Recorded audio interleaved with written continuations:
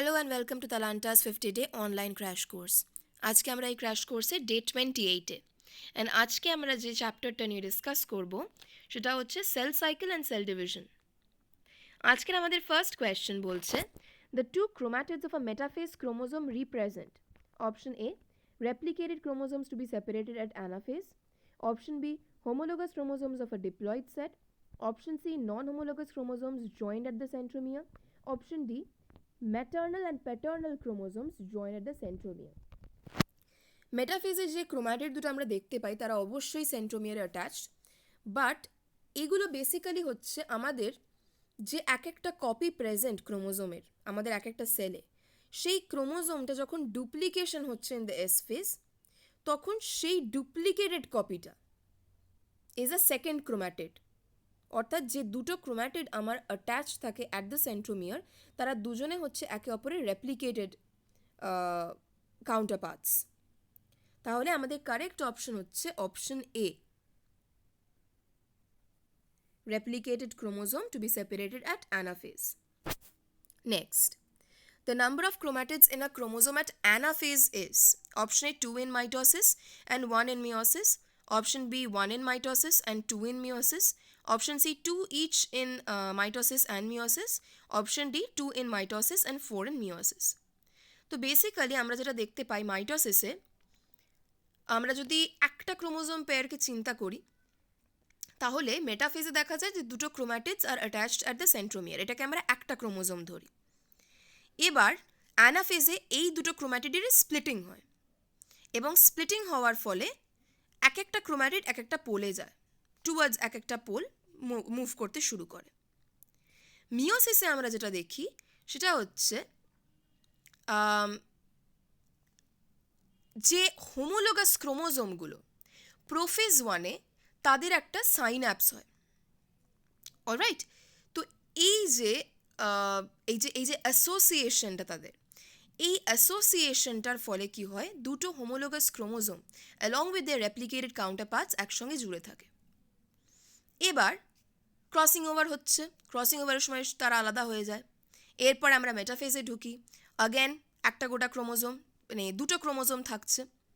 তো অ্যানাফেজে কি হচ্ছে, এখানে ক্রোম্যাটিড ওয়াইজ সেপারেশনটা আর হয় না। এখানে যেটা হয় সেটা হচ্ছে এক একটা ক্রোমোজোম, অর্থাৎ with the two chromatids attached at the centromere, এক একটা ক্রোমোজোম এক একটা পোলের দিকে মুভ করতে শুরু করে, অলরাইট। তাহলে মাইটোসিসে আমরা যেটা দেখছি এক একটা পোলের দিকে একটা করে ক্রোম্যাটিড যাচ্ছে, কিন্তু মিওসিসের সময় আমরা দেখছি যে এক একটা পোলের দিকে কিন্তু দুটো করে ক্রোম্যাটিড যাচ্ছে। তাহলে আমাদের কারেক্ট অপশন এখানে হবে option B, 1 in mitosis and 2 in meiosis. Next, during cell division, sometimes there will be failure of separation of sister chromatids. This event is called, এই যে সেপারেশনটা যেটা হয় সিস্টার ক্রোম্যাটিডসের অ্যাবাউট দ্য সেন্ট্রোমিয়ার, এই সেপারেশনটাকে বলা হয় disjunction. তাহলে যখন এই সেপারেশনটা হয় না, তখন সেই প্রসেসটাকে, সেই ইভেন্টটাকে আমরা বলি নন ডিসজাংশন। তাহলে আমাদের কারেক্ট অপশন হচ্ছে option C. Next, in which stage of the cell cycle histone proteins are synthesized in a eukaryotic cell? Basically সমস্ত প্রোটিনই আমাদের G1 ফেজেই সিনথেসাইজ হয়ে যায়, কিন্তু হিস্টোন প্রোটিন কিন্তু G1 ফেজে সিনথেসাইজ হয় না, এগুলো সিনথেসাইজ হয় এস ফেজে। তাহলে আমাদের কারেক্ট অপশন হচ্ছে option B, during S phase. Next, a zoologist examined an intestine cell from a crayfish and counted 200 chromosomes, each consisting of 2 chromatids, at prophase 1 of mitosis. তাহলে 200খানা chromosome আছে, এক একটা ক্রোমোজোমে দুটো করে ক্রোম্যাটিডস আছে। What would he expect to see in each of the 4 cells at telophase 2 of meiosis if he looked in the crayfish ovary? তো basically কি হয়, আমরা জানি মিওসিসের ফলে একটা সেল থেকে আমরা 4টে সেল পাই, অ্যান্ড যেটা হয় সেটা হচ্ছে ক্রোম্যাটিডসগুলো সব সেপারেটেড হয়ে একটা করে ক্রোম্যাটিডস প্রত্যেকটা সেলে আসে। তাহলে যেখানে 200খানা ক্রোমোজোম কাউন্ট করা হয়েছে at the beginning at prophase 1 of mitosis, তাহলে টেলোফেজ 2তে আমরা আশা করতে পারি যে আমরা 200-এর হাফ মানে 100টা আমরা ক্রোমোজোমস দেখব। এবার এই যে 100টা ক্রোমোজোম আমরা দেখছি, এই ক্রোমোজোমগুলো কি, এরা কিন্তু 2 ক্রোম্যাটিডস অ্যাটাচড অ্যাট দ্য সেন্ট্রোমিয়ার নয়। আমি প্রথমেই বললাম যে ক্রোমোজোমগুলো যেগুলো সেন্ট্রোমিয়ারে অ্যাটাচ থাকে তারা কিন্তু সেপারেটেড হয়ে গিয়ে এক একটা ক্রোম্যাটিড এক একটা সেলে যায়, 4টে সেলের, এবং তখন আমরা তাদেরকে আর ক্রোম্যাটিড বলি না, ক্রোমোজোমসই বলি। তাহলে এই কোয়েশ্চেনটা অনুযায়ী আমার 200টা ক্রোমোজোম থেকে সেটা নেমে এসে 100টা ক্রোমোজোম হয়ে যাচ্ছে ইন টেলোফেজ 2, এবং এই 100টা ক্রোমোজোম কি, প্রত্যেকটা সেলে আমার একটা করে ক্রোম্যাটিড। তাহলে আমাদের কারেক্ট অপশন হচ্ছে option D, 100 chromosomes, each consisting of one chromatid. Next, which of the following is true of kinetochores? Option A, they are localized at the centromere of each chromosome. Yes, this is correct. Option B, they are the sites where microtubules attach to separate the chromosomes. Etao correct. Option C, they are organized so that there is one per sister chromatid in meiosis. This is also correct. তাহলে আমাদের এখানে correct অপশনটা হচ্ছে option D, all of the above. Next, the absence of centrioles from higher plant cells means that during somatic cell nuclear division there is, option A, no apparent organizer of mitotic spindles. Mitotic spindle কোনো organizer নেই। Option B বলছে no equatorial arrangement of chromosomes at metaphase, এটা false, কারণ আমরা দেখেছি equatorial arrangement হতে। Option C, no new cell wall laid down at telophase, এটাও false, তাহলে নতুন সেলসই তৈরি হতো না। Option D, no spindle formed, spindle যদি ফর্ম না হতো তাহলে কিন্তু মাইটোটিক মুভমেন্টগুলো সেলের হতো, মানে ক্রোমোজোমসের হতো না। তাহলে এখানে কারেক্ট অপশন হচ্ছে অপশন এ, যেখানে আমরা কোনো ডিস্টিংক্ট অর্গানাইজার দেখতে পাই না মাইটোটিক স্পেন্ডেলগুলোর। Next question, the amount of DNA in the mammalian cell in early prophase 1 is X. এটা হচ্ছে ডিএনএ এর amount, not chromosome. What is the amount of DNA in the same cell in anaphase 1 of meiosis? তাহলে anaphase 1 এ আমরা ডিএনএর অ্যামাউন্টটা কি দেখব? তো বেসিক্যালি যেটা হচ্ছে, আমাদের যে ডিএনএর পরিমাণটা সেটা তো কনজার্ভড থাকছে আনটিল অ্যান্ড আনলেস টেলোফেজে আমার সেল দুটো আলাদা হয়ে যাচ্ছে।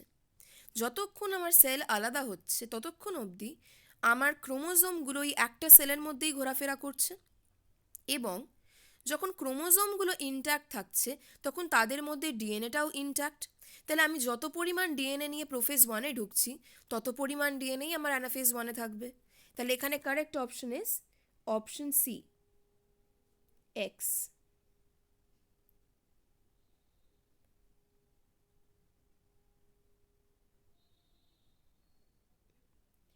Now, a plant has number of chromosome groups arranged at equatorial plane of metaphase 1 whose 2n is equal to 50. The number of chromosomes visible will be 2n is equal to 50 খানা chromosome group আমরা দেখতে পাচ্ছি মেটাফেজে। তাহলে number of chromosomes কতগুলো আমরা দেখছি? তো basically মেটাফেজে কি হচ্ছে, প্রত্যেকটা ক্রোম্যাটিড, মানে দুটো করে ক্রোম্যাটিড সেন্ট্রোমিয়ার্সে অ্যাটাচড। তাহলে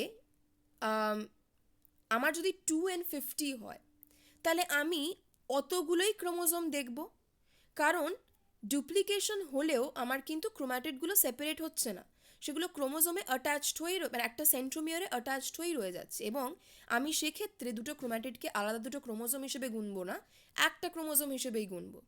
তাহলে সেই জন্যে আমার 2n is equal to 50 নিয়ে শুরু করলে আমি মেটাফেজ 1-এও কিন্তু 50খানা ক্রোমোজোমই দেখতে পাবো, বিকজ আমি রেপ্লিকেটেড ক্রোম্যাটিডসগুলোকে আলাদা করে ক্রোমোজোম হিসেবে কনসিডার করছি না।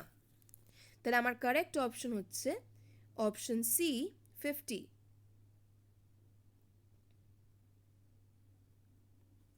Next, to produce 10 seeds, how many meiocysts will be needed and how many pollen grains will be wasted? 10টা সিড মানে আমার 10টা মাইক্রোস্পোর দরকার, 10টা মেগাস্পোর দরকার। যেহেতু 4টের মধ্যে মাত্র একটা মেগাস্পোর পারসিস্ট করে, তাহলে 10টা মেগাস্পোর তৈরি করার জন্য আমার 10টাই মিওটিক ডিভিশন দরকার, তাহলে 10টা মিওটিক ডিভিশনস লাগছে। এবার মাইক্রোস্পোর, 10টা মাইক্রোস্পোর তৈরি করার জন্য আমার কতগুলো মিওটিক ডিভিশন দরকার? পার মিওটিক ডিভিশন 4টে করে মাইক্রোস্পোর প্রডিউস হচ্ছে, তাহলে এরম যদি 3টে মিওটিক ডিভিশন হয় তাহলে 12টা মাইক্রোস্পোর তৈরি হবে।